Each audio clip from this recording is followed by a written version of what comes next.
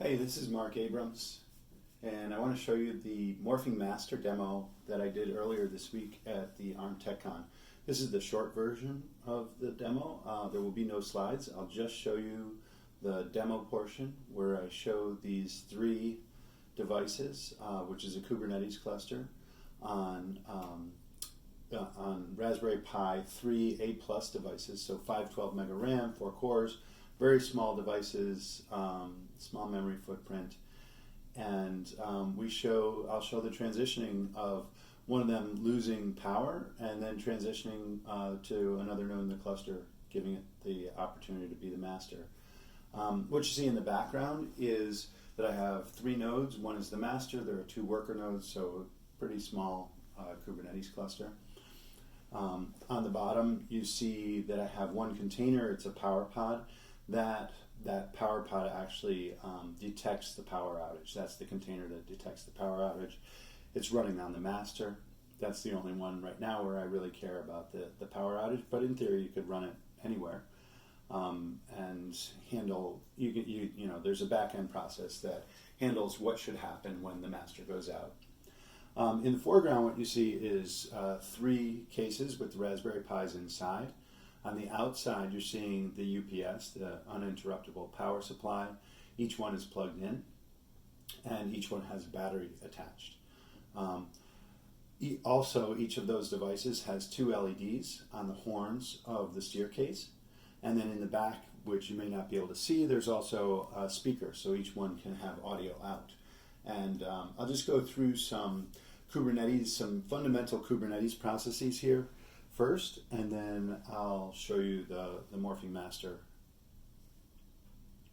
So here I've deployed a daemon set, and it's just one container, one pod to each node. And the master is also a worker, so it also gets this daemon set. And you can see it's just lighting up the right-hand side of each of the steer cases. I'll terminate those, and then I can also do a standard deployment. So in this case, I'm just deploying one container, and this container went to the blue node, and I can scale that up, so some pretty standard Kubernetes type things. By the way, what I'm doing all of this with is this device here. This is a Raspberry Pi 0W. And it's just a small computer running Linux. I've got my kube config on it, and I've got a button shim on it, and so I've programmed each of the buttons to do something that allows me to demonstrate the various things we're seeing here today. So I'll go ahead and I'll terminate that set of containers, and we'll take a look then at if we were to find out which ones are the workers. So there's still one of those containers is still there. Let's see if we can clear them all. So we can find out which ones are the workers by node affinity. So I've labeled the worker nodes separately from the master node, and this next process knows which is which. So it'll go out and it'll find the ones that are workers and put one light on each one of the workers that it finds. So in this case, and by the way, the find worker 001, find worker 002 is not specific to the device. My naming is bad here. It should be left and right or blue and white. So you can see they're actually flipped here. So the worker 1, find worker 1 landed on K3's worker 2, unrelated. In any case, now I can see which ones are my worker nodes. The white and the yellow are my worker nodes.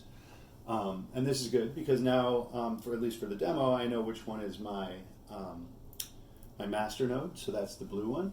I also have an audio daemon, an audio container that I can send out.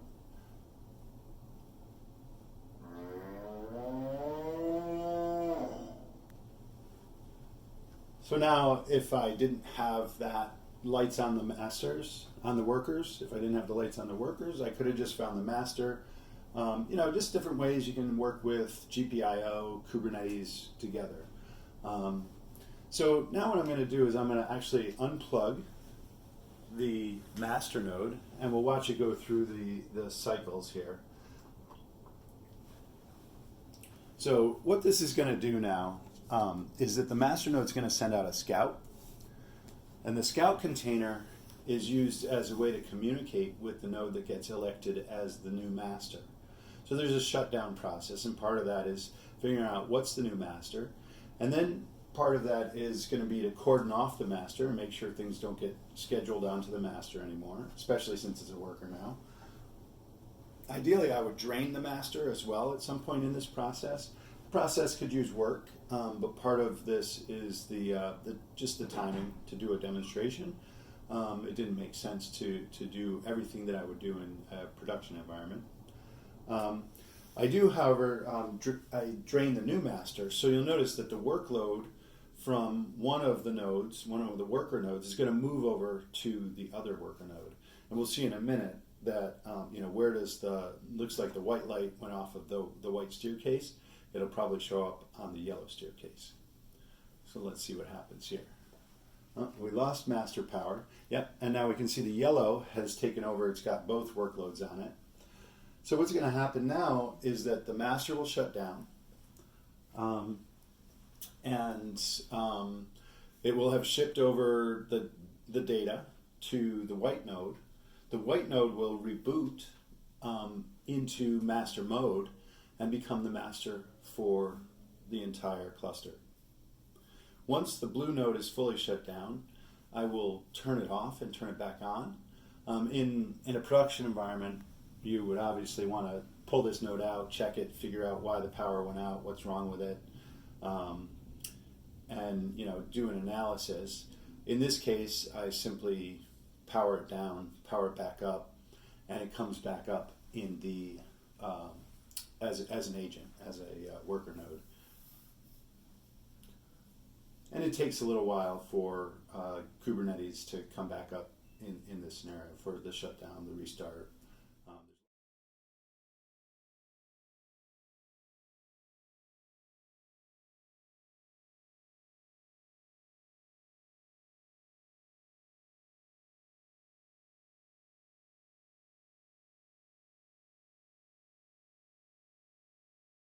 It didn't. Thanks for watching my video.